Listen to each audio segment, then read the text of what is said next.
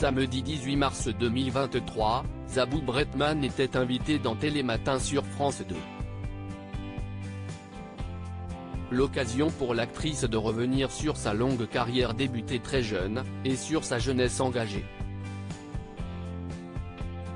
En effet, fille du scénariste Jean-Claude Deray et de la comédienne québécoise Céline Léger, Zabou alias Isabelle Bretman a suivi les traces de ses parents en s'engageant politiquement dès son plus jeune âge.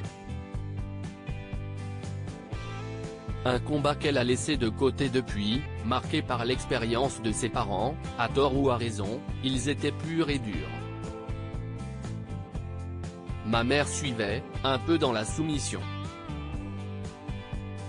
Enfant, j'ai baigné dans l'engagement politique.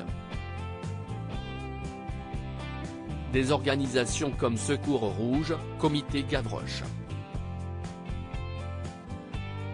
J'ai pleuré quand ma mère m'a annoncé que la Sorbonne avait été reprise, confiait Zabou Bretman dans les colonnes du Monde, le 26 mai 2019. Cet élan était beau, mais, quand vous voyez vos parents détruits par ça et que, pour finir, parce qu'ils n'ont plus de travail, vous vous retrouvez à vivre dans un truc pas chauffé, il y a une désillusion.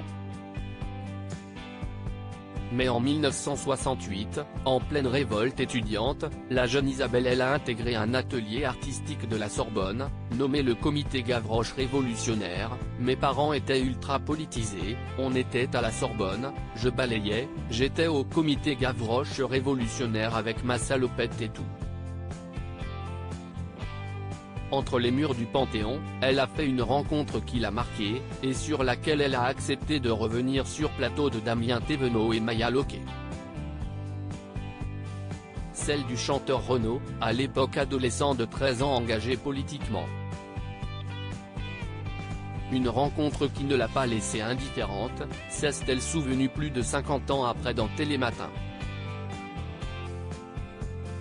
Il était beau, Zabou Bretman sous le charme répondant aux questions de Damien Thévenot, la mère d'Anne et Antonin Chaloncestre mémorait cette époque où elle avait intégré le comité révolutionnaire dans le but de se rapprocher du jeune Renaud. Je suis rentré dans ce comité parce qu'il y avait Renaud, a-t-elle admis. Et de poursuivre, Renaud a 13 ans. C'était plus qu'un petit crush. Il était beau. Si l'on finit par se perdre de vue, celle qui se réjouit de l'avoir revu quelque temps après garde tout de même de beaux souvenirs de cette époque. J'entends Mistral gagnant et à cette époque-là je le voyais encore parce que le clip a été fait par Gérard Mordia, qui est un réalisateur avec qui j'ai travaillé. Après toutes ces années, elle décrit son coup de cœur de l'époque comme un ado incroyable et brillant. Il est toujours brillant d'ailleurs, a-t-elle précisé, visiblement toujours charmé.